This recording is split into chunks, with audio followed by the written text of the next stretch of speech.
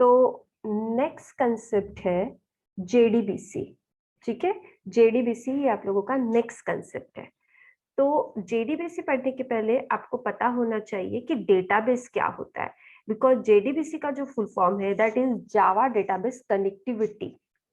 क्या होता है जेडीबीसी का फुल फॉर्म? जावा डेटाबेस। आपको पता होना चाहिए कि डेटाबेस क्या होता है। तो डेटाबेस बेसिकली क्या होता है, जिनको भी पता है बोल सकते हो, बोलो। डेटाबेस बोलो, डेटाबेस मतलब क्या होता है?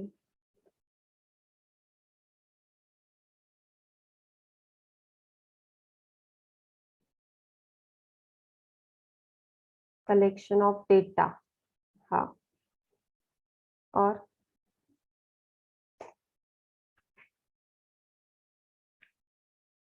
बस इतना ही, कलेक्शन ऑफ डेटा। सुनो, डेटाबेस जो है वो कलेक्शन ऑफ डेटा ही होता है। बट जब आप कोई प्रोग्राम करते हो, जैसे कि आपने कुछ इंफॉर्मेशन आपको स्टोर करनी है, ठीक है, वो भी ऑर्गेनाइज फॉर्मेट में आपको इंफॉर्मेशन स्टोर करनी है, क्योंकि इंफॉर्मेशन स्टोर तो ऐसी भी हो जाएगी, बट ऑर्गेनाइज तरीके से अगर मुझे इंफॉर्मेशन को स्टोर करना है तो उसके लिए हम लोग डेटाबेस का यूज करते हैं। तो database basically rows and column के फॉर्मेट में होता है। ठीक है, डेटाबेस कैसा होता है? रोज एंड कॉलम के फॉर्मेट में, जिसमें आप जो भी डेटा स्टोर करते हो वो ऑर्गेनाइज तरीके से वो अरेंज होके वहां पे सेव होगा। तो डेटाबेस में ऐसे बहुत टाइप के डेटाबेस होते हैं कि जिसको हम लोग यूज कर सकते हैं। जैसे कि अगर बात करें हम लोग, एक होता है centralize database.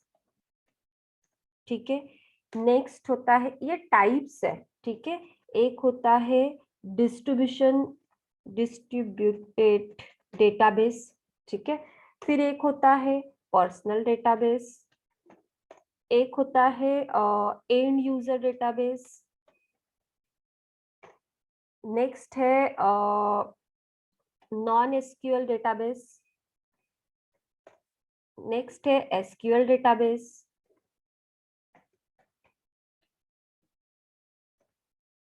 SQL database. Okay, एक है रिलेशनल डेटाबेस।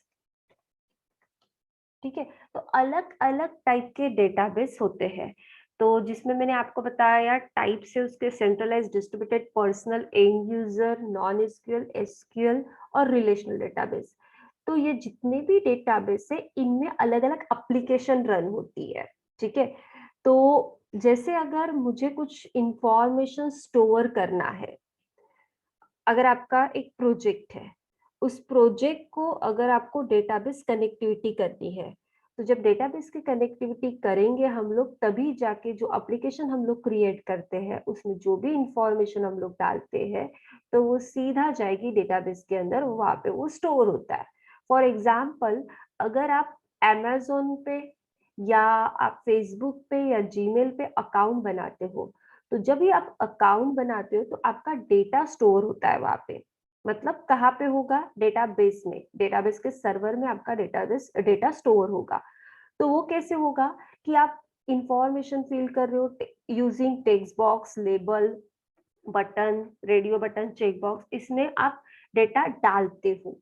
बिकॉज जब भी डेटा स्टोर करना होता है तो आपको कंपोनेंट का यूज करना पड़ता है, उसी कंपोनेंट के थ्रू आप डेटा स्टोर कर सकते हो। मतलब कि जब तक अगर टेक्स्ट बॉक्स नहीं आएगा या लेबल नहीं आएगा या बटन नहीं आएगी, तब तक आप उसमें कुछ फिल नहीं कर सकते हो। और जब फिल करोगे वहां पे, तो ही डेटाबेस कनेक्टिविटी अगर होगी उस प्रोजेक्ट के साथ, तो ही वो आपका डेटा डेटाबेस में जाके स्टोर होगा।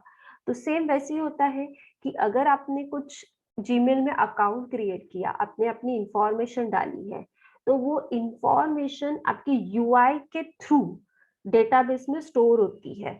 और उस यूआई और डेटाबेस को कनेक्ट करने के लिए हम लोग लैंग्वेज यूज करते हैं, आपको अच्छे से पता है, जैसे कि पीएचपी, पाइथन, डॉट नेट, ये सारी लैंग्वेज हम लोग यूज करते हैं। तो ये लैंग्वेज का यूज करके आप यूआई को मतलब फ्रंट एंड को डेटाबेस के साथ कनेक्ट कर सकते हैं, और उसके बाद जो इंफॉर्मेशन यहाँ पे डालते हो वही इंफॉर्मेशन वहां पे जाके स्टोर होती है। बट स्टोर कैसी होगी, ऑर्गेनाइज तरीके से वो स्टोर होती है, मतलब रोज एंड कॉलम के फॉर्मेट में डेटा स्टोर होता है। तो जब भी ये डेटा स्टोर होता है तो वो प्रॉपर ऑर्गेनाइज तरीके से डेटा स्टोर होगा, और अगर मुझे फेच करना है तो उसी डेटा को हम लोग ऑर्गेनाइज तरीके से भी फेच करेंगे। बट ये जब हम लोग डेटाबेस पढ़ते हैं, मतलब डेटाबेस को एंटर करवाना है या फेचिंग करवाना है, तो उसके लिए हम लोगों को लैंग्वेज लगती है। जैसे कि अगर मुझे यूआई डिजाइन करना है तो उसके लिए हम लोग HTML, CSS, JavaScript, Bootstrap, jQuery, इन सारी लैंग्वेज का यूज करते हैं। अगर मुझे कनेक्टिविटी करना है, कोडिंग करनी है, तो हम लोग C++ and PHP, Java, .NET, Python इसका यूज करते हैं।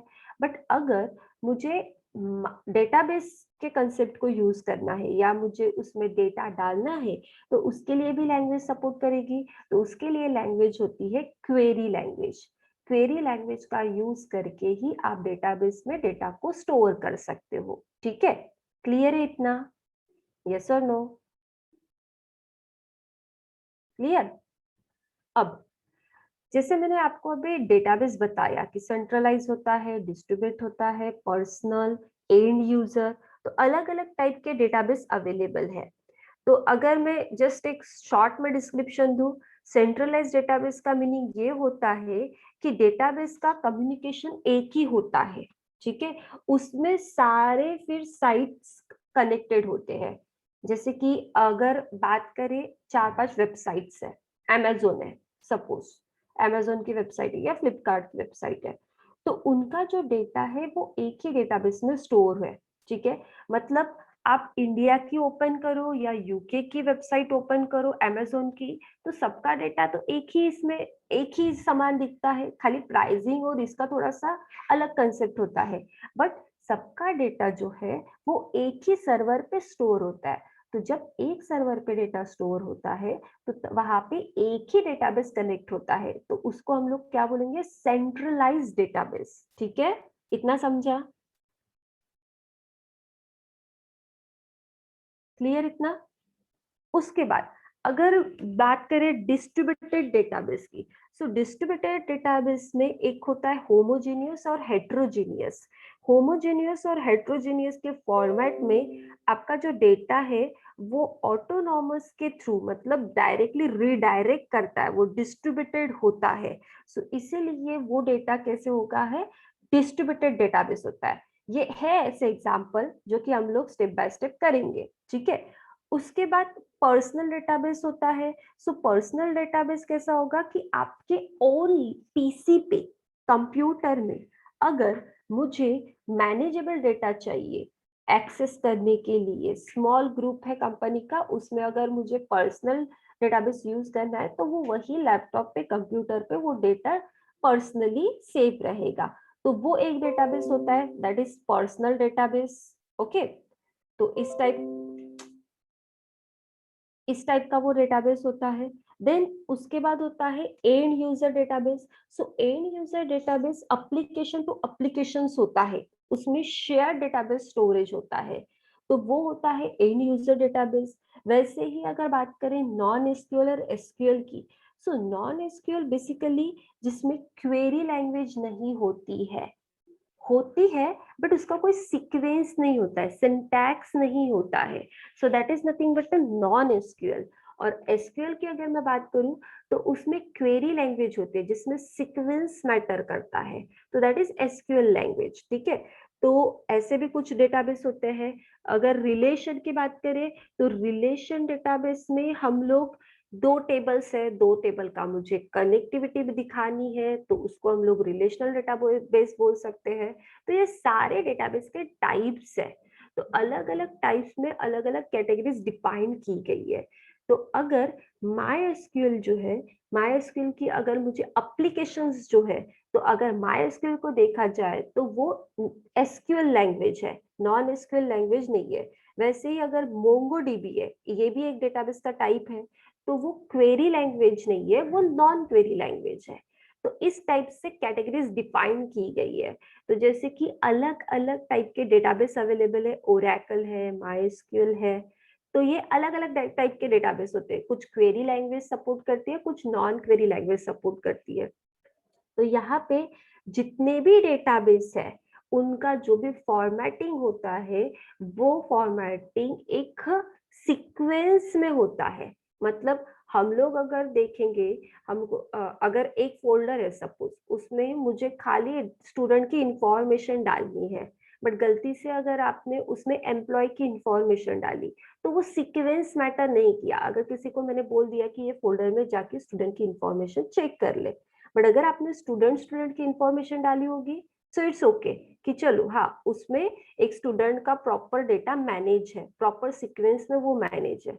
बट अगर उसमें एम्प्लॉय की भी आ गई, क्लाइंट की भी आ गई, तो वो जो डेटा रहेगा वो प्रॉपर तरीके से मैनेज नहीं होगा, बिकॉज आप एक ही इसमें सब कुछ डाल रहे हो। तो जब भी आप डेटाबेस के कंसेप्ट को यूज करते हो तो वहां पे जो डेटा होगा वो सिक्वेंशियली मतलब मैनेज रहेगा। अगर स्टूडेंट की इंफॉर्मेशन डाली है तो उसमें खाली स्टूडेंट की इंफॉर्मेशन होगी, अगर एम्प्लॉय की इंफॉर्मेशन डाली है तो उसमें खाली एम्प्लॉय की ही इंफॉर्मेशन रहेगी।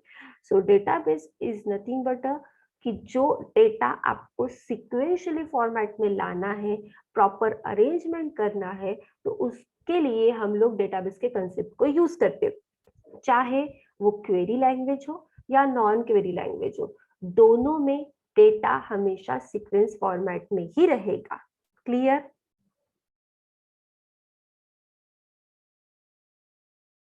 यस और नो? क्लियर है? ठीक है।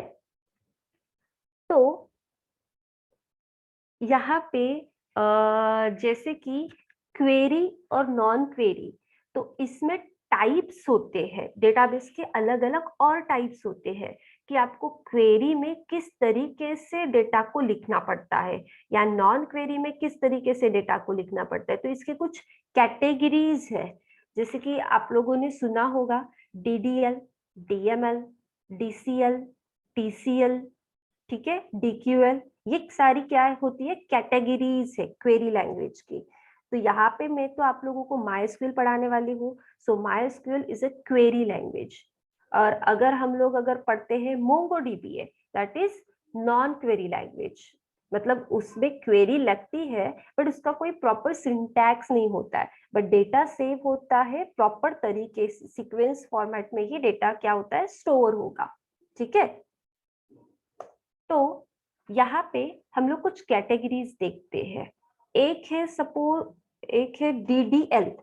डीडीएल का मीनिंग होता है डेटा डेफिनेशन लैंग्वेज। ठीक है, डीडीएल का मीनिंग क्या होता है, डेटा डेफिनेशन लैंग्वेज। सो डेटा डेफिनेशन लैंग्वेज में आप क्वेरी यूज कर सकते हो, क्रिएट, अल्टर, रीनेम, ड्रॉप और ट्रंकेट। तो ये क्वेरी डीडीएल में आती, that is data definition language.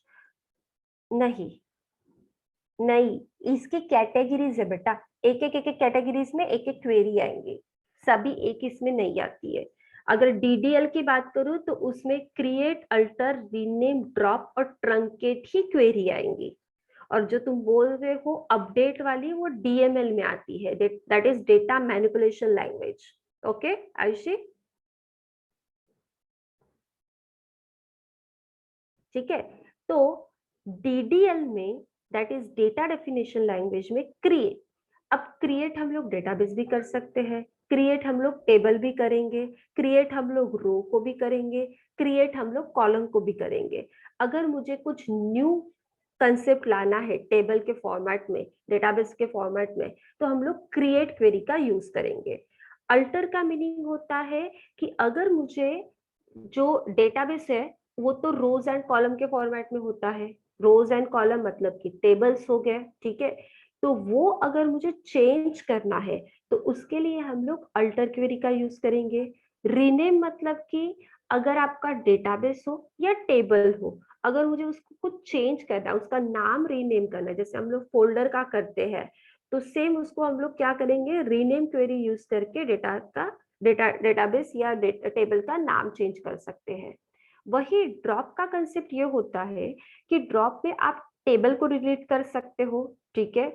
जो ड्रॉप है उसमें आप कंप्लीटली टेबल को डिलीट करोगे। और ट्रंकेट जो है, ट्रंकेट में आप लोग टेबल के अंदर के कंटेंट को डिलीट करते हो। क्लियर? क्लियर है क्या? देखो, ये जस्ट डीडीएल, डीएमएल, डीक्यूएल, ये सारी क्या कैटेगरीज है। पहले आपको ये अगर कैटेगरी पता चलेंगी तो आपको क्वेरी समझ में आएंगी, ठीक है। एक कंसेप्ट में यहाँ पे आपको बता देती हूँ। ये देखो, आ,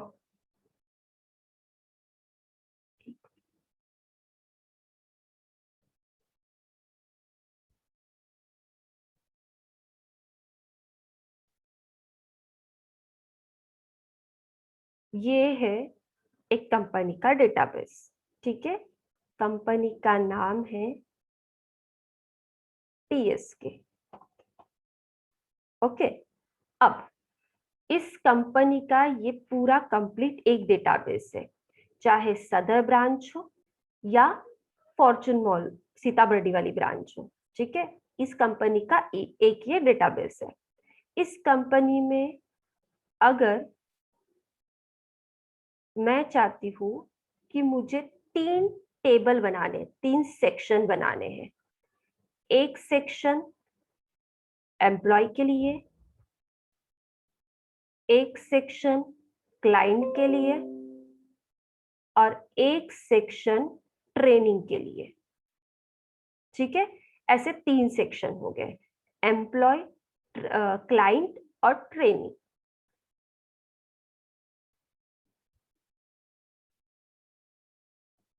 एम्प्लॉय, क्लाइंट और ट्रेनिंग, ठीक है। अब चाहे सदर ब्रांच हो या बर्डी ब्रांच हो, इन सबका डेटा एक ही डेटाबेस में स्टोर है। बट दोनों ब्रांच में जो वर्क हो रहा है वो इसी बेसिस पे हो रहा है।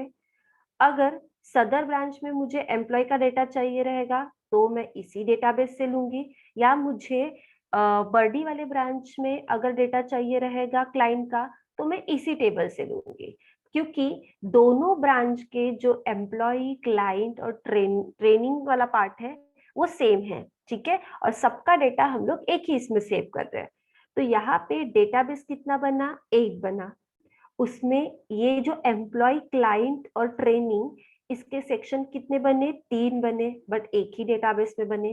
तो आप एक डेटाबेस में मल्टीपल टेबल्स बना सकते हो, ठीक है। अब ये टेबल मतलब कि क्या हो गया, ये एम्प्लॉय, क्लाइंट और ट्रेनिंग वाले सेक्शन हो गए। तो ये यहाँ पे हो गया है, ठीक है। अब यहाँ पे एक टेबल में आप मल्टीपल रोज एंड कॉलम डाल सकते हो, ठीक है। एम्प्लॉय का चाहे सदर ब्रांच हो या सीताबर्डी ब्रांच हो, मतलब बर्डी वाली ब्रांच हो, दोनों के जो एम्प्लॉय होंगे वो एम्प्लॉय टेबल के अंदर ही रहेंगे। और अगर क्लाइंट की बात करें, दोनों ब्रांच के क्लाइंट एक ही टेबल में डालूंगी मैं।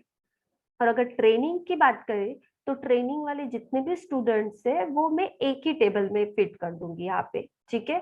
मतलब अगर मैं सदर से उसको एक्सेस करूं या बर्डी से उसको एक्सेस करूं, दोनों में मुझे डेटा सेम ही दिखेगा, ठीक है। बट अगर ऐसा नहीं है, फिर 2 अलग अलग डेटाबेस बनेंगे, उसमें 2 अलग अलग टेबल्स बनेंगे।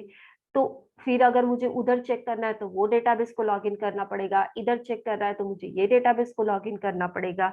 सो उससे अच्छा एक ही डेटाबेस बना लो, क्योंकि दोनों ब्रांच जुड़ी हुई तो पीएसके की है, ठीक है। और दोनों का डेटा मैं ही चेक कर रही हूँ या सर चेक कर रहे हैं, तो इसीलिए डेटाबेस हम लोगों ने एक बनाया। उसके बाद उसके अंदर टेबल्स बना लिए, और सारे टेबल में दोनों ब्रांच के डेटा को हम लोग क्या कर रहे हैं, फिट कर रहे हैं। वैसे ही जब आप कोई प्रोजेक्ट बनाते हो तो प्रोजेक्ट का एक ही डेटाबेस बना लो, बट उसके टेबल आप मल्टीपल बना सकते हो। मतलब एक डेटाबेस में आप मल्टीपल टेबल्स बना सकते हो। सेम आप एक टेबल में मल्टीपल फील्ड्स बना सकते हो। फील्ड मतलब कि कॉलम। अब एम्प्लॉय की क्या क्या इंफॉर्मेशन होनी चाहिए? उसका नाम, उसका मोबाइल नंबर, उसका एड्रेस, उसका जेंडर, उसका डेजिग्नेशन, उसकी सैलरी, उसका डेट ऑफ ज्वाइनिंग, ये सब कुछ कहाँ पे आएगा? एम्प्लॉय वाले टेबल में आएगा। ठीक है। सेम यहाँ पे अगर क्लाइंट की अगर बात करें, तो क्लाइंट का क्या इंफॉर्मेशन चाहिए? उसका क्लाइंट आईडी, उसका फोन नंबर, नेम, जेंडर, उसकी ईमेल आईडी, उसका user name, password, domain name, ये सब कुछ कहाँ पे आएगा? क्लाइंट वाले इसमें आएगा। ट्रेनिंग में भी सेम वैसे ही आएगा, स्टूडेंट की पूरी इंफॉर्मेशन आप जितनी डालना चाहते हो उतनी आप डाल सकते हो। मतलब एक टेबल में आप मल्टीपल कॉलम और मल्टीपल रो एंटर कर सकते हो। समझा? ये स्ट्रक्चर समझा सबको कि एक डेटाबेस में मल्टीपल टेबल्स अलाउ है, एक टेबल में मल्टीपल फील्ड्स अलाउ है एंड रोज अलाउ है। फील्ड मतलब कि कॉलम, क्या इंफॉर्मेशन आपको डालनी है, नेम, आईडी, ये क्या होती है? फील्ड्स होती है। ठीक है। अब यहाँ पे डीडीएल, डीडीएल में यहाँ पे मैंने लिखा है create, alter, rename, drop, truncate. तो ये जो भी क्वेरी यहाँ पे लिखी है वो सारी क्वेरी टेबल में और डेटाबेस में दोनों के लिए हम लोग अप्लाई कर सकते हो। ठीक है। फिर उसके बाद नेक्स्ट कंसेप्ट है डीएमएल। डीएमएल सो डीएमएल का फुल फॉर्म है डेटा मैनिपुलेशन लैंग्वेज। सो इसमें इंसर्ट आती है, क्वेरी, उसमें डिलीट भी आएगी, देन अपडेट आती है यहाँ पे। ठीक है। अपडेट, और एक होता है लॉक। ठीक है। तो ये जो डीएमएल क्वेरीज है, डेटा मैनिपुलेशन लैंग्वेज है, इसमें इंसर्ट, डिलीट, अपडेट और लॉक। इंसर्ट का मीनिंग ये होता है अगर मुझे टेबल में एंट्रीज डालनी है। ठीक है। मुझे अगर टेबल में एंट्री डालनी है तो हम लोग इंसर्ट की क्वेरी लगाएंगे।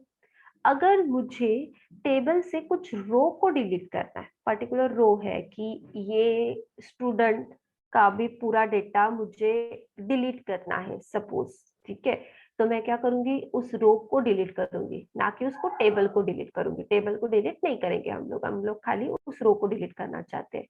तो उसके लिए हम लोग डिलीट क्वेरी लगा सकते हैं। अपडेट मतलब कि गलती से पहले मैंने नाम कुछ अलग डाला होगा स्टूडेंट का, अब मुझे अगर चेंज करना है तो उसके लिए हम लोग अपडेट क्वेरी लगाएंगे। अपडेट में हम लोग चेंजेस कर सकते हैं। और लॉक, लॉक मतलब कि ऑथेंटिकेशन।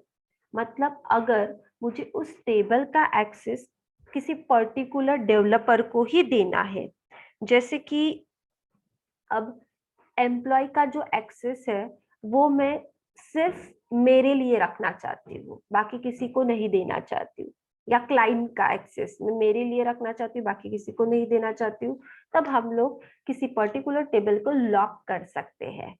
बट डेवलपर वो कर सकते हैं, बट कैसा है कि बड़े बड़े जो कंपनीज होती है उसमें एक डेटाबेस को मैनेज करने के लिए अलग से लोगों को हायर किया जाता है।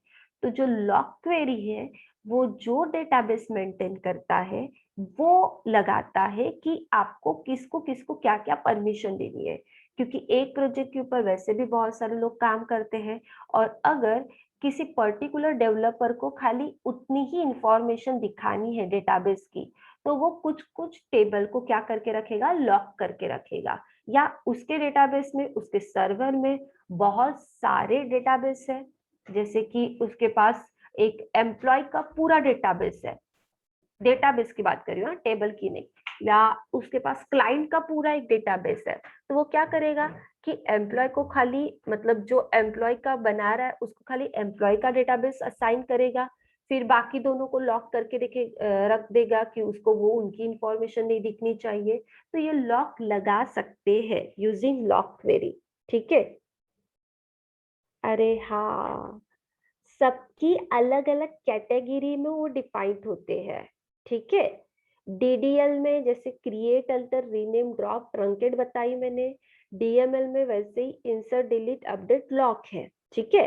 तो और जब आप सिलेक्ट जो बोल रहे हो स्नेहल, वो आती है डीक्यूएल में। ठीक है। तो ऐसे अलग अलग कैटेगरीज में अलग अलग क्वेरीज है। ओके। तो इस तरीके से ये डीएमएल होगा। ठीक है।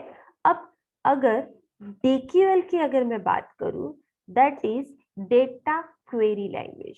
सो डेटा क्वेरी लैंग्वेज में यहाँ पे एक ही क्वेरी होती है, दैट इज सिलेक्ट। ठीक है। इसमें होती है सिलेक्ट क्वेरी। अब समझा स्नेहल? ये इंटरव्यू में यस मैम। हाँ, ये इंटरव्यू में पूछे जाने वाले क्वेश्चंस है कि डीएमएल में क्या होता है, डीक्यूएल में क्या होता है, डीडीएल में क्या होता है, तब आपको पता होना चाहिए।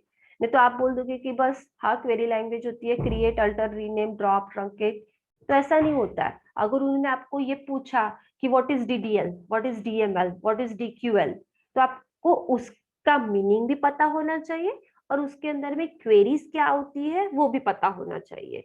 बिकॉज ये कैटेगरीज है, ये लैंग्वेजेस है और उसके अंदर में क्वेरीज आती है। तो DQL, DQL is nothing but a data query language और उसमें सिलेक्ट क्वेरी होती है। अब सिलेक्ट क्वेरी मतलब कि क्या होगा कि सिलेक्ट क्वेरी मतलब अगर मुझे पर्टिकुलर रो में कुछ चेक करना है या पर्टिकुलर टेबल में कुछ चेक करना है या पर्टिकुलर टेबल को फेच करना है, तब हम लोग सिलेक्ट क्वेरी का यूज करेंगे। ठीक है। सिलेक्ट क्वेरी का यूज हम लोग फेचिंग, चेकिंग के लिए यूज करते हैं। ठीक है। अब ये है डी डीक्यूएल। उसके बाद नेक्स्ट जो कंसेप्ट है उसमें आता है DCL, that is data control language. अब इसके नाम से ही आपको पता चला होगा, डेटा कंट्रोल लैंग्वेज। सो इसमें ग्रांट एंड रिवोक होती है, ग्रांट एंड रिवोक। ठीक है।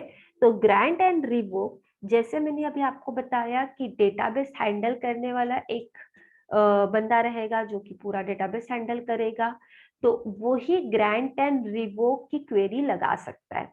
बट अगर आप खुद ही आप डेवलप भी कर रहे हो, खुद ही डेटाबेस को भी मैनेज कर रहे हो, तो आपको ये ग्रैंड, रिवोक एंड लॉक लगाने की जरूरत नहीं है, क्योंकि आप खुद ही चेक कर रहे हो सब कुछ। तो आप खुद को परमिशन दो या ना दो, इससे कोई मतलब ही नहीं होता है। बट अगर हाँ कोई प्रोजेक्ट है जिसमें 4-5 लोग जुड़े हैं, डेटाबेस हैंडलर कोई कर रहा है, तो फिर ये सारी क्वेरी मैटर करेगी, ग्रांट, रिवोक, लॉक।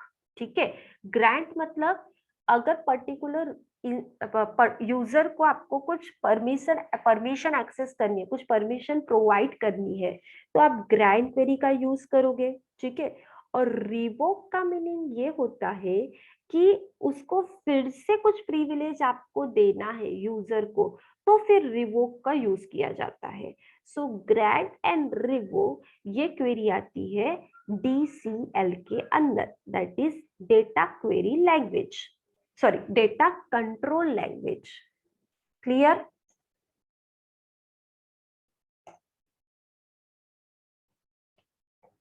उसके बाद नेक्स्ट है TCL. TCL is nothing but a transaction control language. ठीक है। इसमें आता है रोल बैक, कमिट, एक आता है सेव पॉइंट। अब TCL transaction control language, same जैसे मैंने अभी आपको बताया कि डेटाबेस हैंडलर जो भी होगा यही ये लोग करेंगे, डीसीएल और टीसीएल की क्वेरी। जैसे कि अगर बात करें रोल बैक की, तो रोल बैक में कैंसल और जो अंडू होता है कि अगर आपका कुछ डेटा चला गया, आपको फिर से चेक करना है, डेटाबेस में चेंजेस आपको फिर से लाने हैं, तो आप रोल बैक का यूज कर सकते हो। क्लियर? ओके। अब अगर कमिट की अगर बात करें तो कमिट मतलब कि डेटाबेस में आपको कुछ डिप्लॉय करना है, कुछ उसमें इम्प्लीमेंट करना है या किसी चीज को सेव करना है, तो आप कमिट की क्वेरी लगा सकते हो। ठीक है। कमिट एक बार अगर आपने कमिट कर लिया तो फिर वो दोबारा चेंज नहीं होगा। मतलब कि आप उसमें अप्लाई कर लो, कुछ चेंजेस कर लो, उसमें सेव कर लो, ये सब कुछ अगर आपने किया और आपने उसको कमिट लगा दिया तो फिर से कोई पर्सन उसमें डेटा को चेंजेस नहीं कर सकता। ठीक है। तो ये होती है कमिट की क्वेरी। सेम सेव पॉइंट मतलब कि जो डेटा है वो टेम्पररी बेसिस के लिए अगर आपको अभी सेव करके रखना है तो उसके लिए हम लोग सेव पॉइंट नाम की क्वेरी एग्जीक्यूट करेंगे। जैसे कि कुछ इंफॉर्मेशन है अभी वो सेव होनी चाहिए, बाद में हम लोग चेंज कर सकते हैं, तो अगर ऐसा कुछ चाहिए तो आप वहां पे सेव पॉइंट लगा सकते हो। जैसे कि पासवर्ड की अगर बात करें तो पासवर्ड में अभी मैंने पासवर्ड कुछ अलग सेट किया, बाद में मैं कुछ अलग सेट करना चाहती हूँ, बट तब कुछ परमिशन आपको देनी पड़ती है वहां पे नहीं पहला वाला पासवर्ड डालो या कुछ आपने टू स्टेप वेरिफिकेशन डाला होगा तो वो डालो, तभी जाके आपका पासवर्ड चेंज होगा। तो ऐसे भी आपको कुछ पॉइंट्स रखने पड़ेंगे, बट एट दैट पॉइंट आपको सेव पॉइंट नाम की क्वेरी लगानी पड़ती है, ताकि पहला जो स्टोर है वो तो ठीक है टेम्पररी बेसिस के लिए, बट अभी जब हम लोग सेव कर रहे हैं तो उसमें अपडेट करके सेव पॉइंट तब होना चाहिए। तो ये क्वेरी तब आती है सेव पॉइंट की कि आपको टेम्परेरी बेसिस पे अगर कुछ चेंजेस करना है तो हम लोग सेव पॉइंट लगाएंगे। क्लियर? क्लियर है? किसी को कुछ डाउट है तो पूछ सकते हो आप लोग। ठीक है। तो इसमें DDL, DML, DQL, DCL and TCL ये होती है कैटेगरीज जो क्वेरी लैंग्वेज में दी गई है, और इसके अंदर क्वेरी मैंने आपको बताई create, alter, update, delete, truncate, drop, grant, revoke, commit, save point, ये सारी क्वेरी को हम लोग अभी यूज करेंगे। ओके।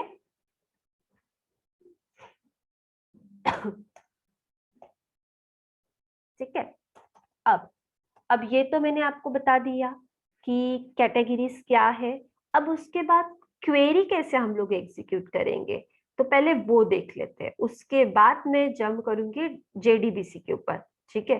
पहले क्वेरी समझ लो, बिकॉज जेडीबीसी को इंस्टॉल करने के बाद, दैट इज माई को इंस्टॉल करने के बाद आपको क्वेरी पता होनी चाहिए।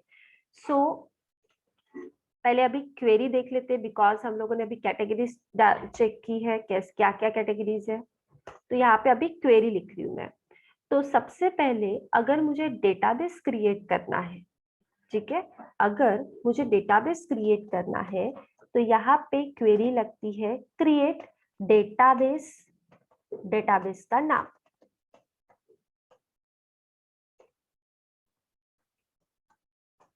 ठीक है। Create database, database name. सो क्रिएट डेटाबेस, डेटाबेस नेम ये है क्वेरी, और उसके बाद हम लोग देंगे सेमीकोलन। अब यहाँ पे डेटाबेस अगर मुझे क्रिएट करना है तो ये क्वेरी आपको एग्जीक्यूट करनी पड़ेगी, बट कैसे? क्रिएट डेटाबेस और डेटाबेस का नाम, सपोज डेटाबेस में डालती हूँ पीएस के, तो पीएस के नाम का डेटाबेस क्या हो जाएगा? क्रिएट हो जाएगा। ओके। क्लियर? अब अगर मुझे टेबल क्रिएट करना है सो यहाँ पे क्रिएट टेबल, टेबल का नाम और उसमें column, column first comma column second comma column third dot dot, इसमें आप मल्टीपल कॉलम दे सकते हो, मतलब फील्ड दे सकते हो। ठीक है। तो यहाँ पे क्वेरी आएगी क्रिएट टेबल, और टेबल का नाम सपोज मैं यहाँ पे डाल रही हूँ स्टूडेंट, स्टूडेंट नाम का टेबल क्रिएट करेंगे हम लोग, बट उसकी फील्ड मुझे बतानी पड़ेगी कि स्टूडेंट नाम के टेबल पे आप क्या क्या एंटर करने वाले हो। तो यहाँ पे मैं उसका आईडी डालती हूँ। आईडी डालेंगे हम लोग, बट कोडिंग में जब आईडी हम लोग डालते हैं तो हम लोगों को उसको सेट करना है डेटा टाइप। तो सेम यहाँ पे आप डेटा टाइप इसका सेट करोगे इंट, ठीक है। और उसके बाद ये जब हम लोग इंट सेट कर चुके तो इसका साइज भी मेंशन करना पड़ता है। तो यहाँ पे राउंड ब्रैकेट के अंदर,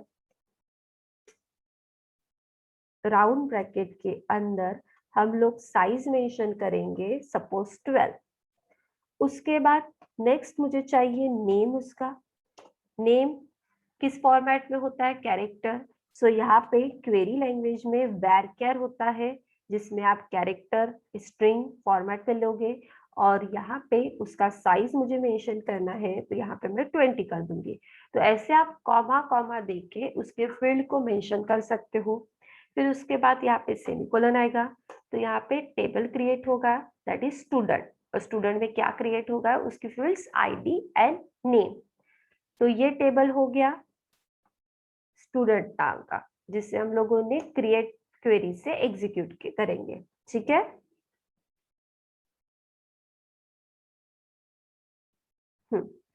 अब नेक्स्ट, अब टेबल तो क्रिएट कर लिया, बट मुझे क्या करना है, उसमें एंट्री डालनी है। सो एंट्री करने के लिए यहाँ पे इंसर्ट क्वेरी लगानी पड़ेगी। So insert into table name values, values, yes, values, round bracket,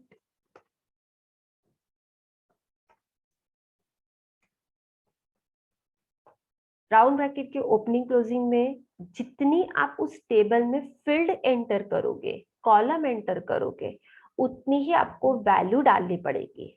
ये फर्स्ट पॉइंट। जैसे फील्ड आप मेंशन करोगे, जिस सीक्वेंस में आप फील्ड को मेंशन करोगे, उसी सीक्वेंस में आपको वैल्यूज डालनी पड़ेंगी। मतलब अगर आपने पहले आईडी डाला है देन नेम डाला है, तो पहले आईडी की ही वैल्यू डालनी पड़ेंगी एंड देन नेम की ही डालनी पड़ेंगी। अगर आप बोलोगे कि पहले मैं नेम डालूंगे हम लोग बाद में आईडी डालेंगे, तो नहीं चलेगा, ठीक है। सीक्वेंस मैटर करना पड़ेगा यहाँ पे। तो यहाँ पे आईडी हम लोग डालेंगे 1, और यहाँ पे अगर मुझे नेम डालना है तो नेम ये क्या हो गया, स्ट्रिंग हो गया। तो स्ट्रिंग को हम लोग क्या करते हैं, वैसे डबल कोट में लिखते हैं। तो यहाँ पे हम लोग डबल कोट में लिखेंगे नेम, और उसके बाद सेमीकोलन। दो ही फील्ड डाली थी तो दो ही वैल्यू डालेंगे हम लोग यहाँ पे। बट यहाँ पे इंसर्ट इनटू टेबल, और सॉरी इंसर्ट इनटू टेबल का नाम स्टूडेंट, वैल्यूज ब्रैकेट में 1 कॉमा डबल कोट ABC।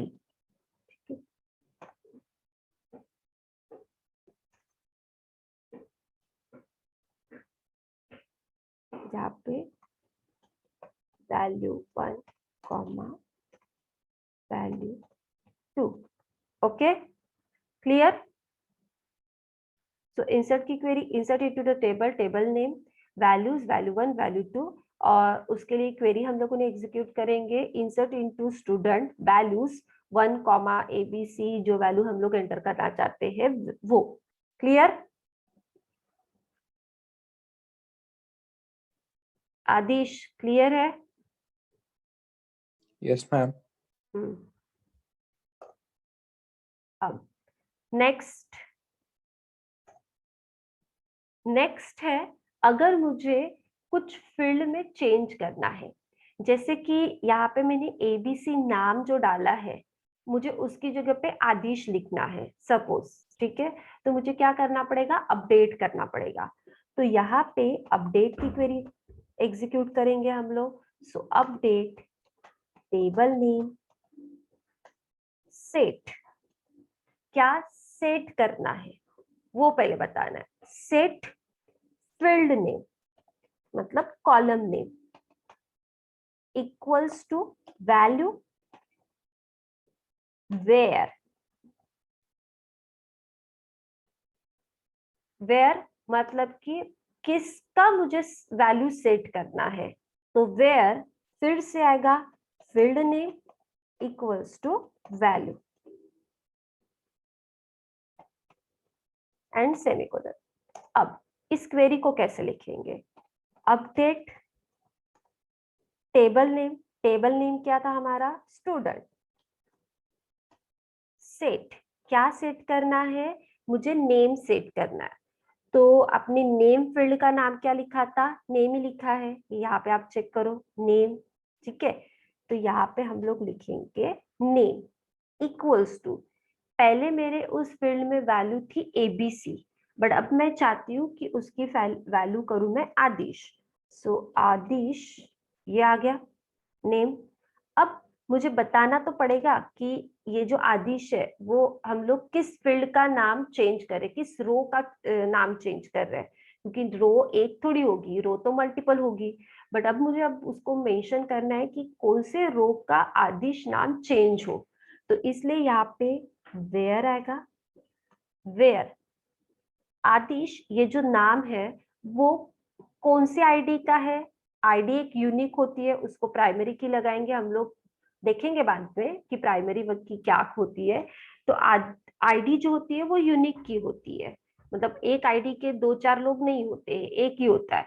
तो इसलिए यहाँ पे हम लोग वेयर में कंडीशन जब डालेंगे तो हम लोग आईडी से सेट कर सकते हैं, क्योंकि नेम एक समान हो सकते हैं, क्लासेस एक समान हो सकती है, या जो एड्रेस भी सेम हो सकते हैं, और उसके बाद नंबर एक यूनिक हो सकता है, ईमेल आईडी भी एक यूनिक होता है। जो यूनिक होता है उससे यहाँ पे वेयर के कंडीशन से उसको आइडेंटिफाई करो। तो यहाँ पे फिलहाल तो हम लोगों ने आईडी जो है वो एक ही लिया है, तो इसलिए हम लोग यहाँ पे आईडी लिखेंगे। आईडी मतलब फील्ड का नाम, और उसकी वैल्यू थी 1। इस क्वेरी का मीनिंग ये होता है कि 1 नंबर वाले आईडी का नाम आदिश अपडेट करें। ठीक है, इसकी क्वेरी का मीनिंग क्या है? जिसकी आईडी 1 है उसका नाम आदिश सेट करे। कौन से टेबल से? स्टूडेंट वाले टेबल से। क्लियर? ये अपडेट की क्वेरी मोस्टली टाइम तुमको पूछी जाती है कि अपडेट की क्वेरी क्या है।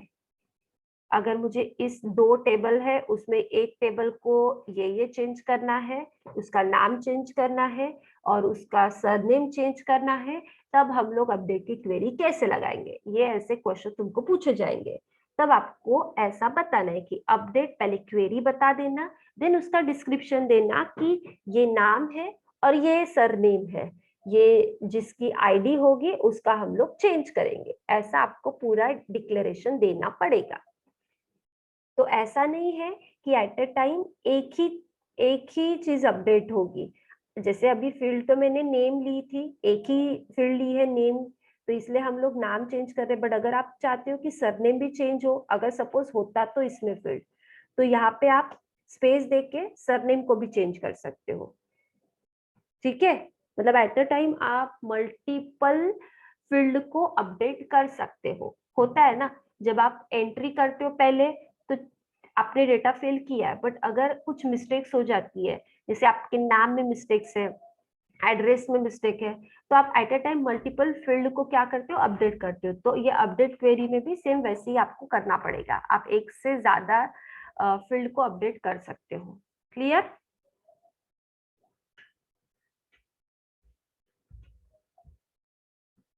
समझा? ठीक है। अब नेक्स्ट है कि अगर मुझे टेबल को पूरा फेच करना है, जैसे अब तो हम लोगों ने डेटाबेस बना लिया, टेबल बना लिया, उसमें वैल्यूज डाल दी, उसमें अपडेट कर लिया, बट अगर मुझे डेटाबेस को पूरा फेच करना है, तो उसके लिए सिलेक्ट क्वेरी लगेंगी। Select star from table name, जो टेबल को आपको फेच करना है, क्योंकि आप एक डेटाबेस में मल्टीपल टेबल बनाओगे, तो उसमें से कौन से टेबल को आपको पूरा फेच करना है वो यहाँ पे बताना पड़ेगा। सो select star from the table name, इसका मीनिंग ये होता है कि आप पर्टिकुलर टेबल को पूरा फेच करना चाहते हो, उसके अंदर क्या एंट्री है, कितनी फील्ड है, सबको आप फेच करोगे। सो यहाँ पे सिलेक्ट स्टार मतलब ऑल, फ्रॉम, स्टार मतलब all, from table name, table name का क्या है, स्टूडेंट, स्टूडेंट नाम का टेबल है जिसको हम लोग फेच करना चाहते हैं। तो ये स्टूडेंट नाम का टेबल पूरा फेच होगा रोज और कॉलम के फॉर्मेट में। क्लियर?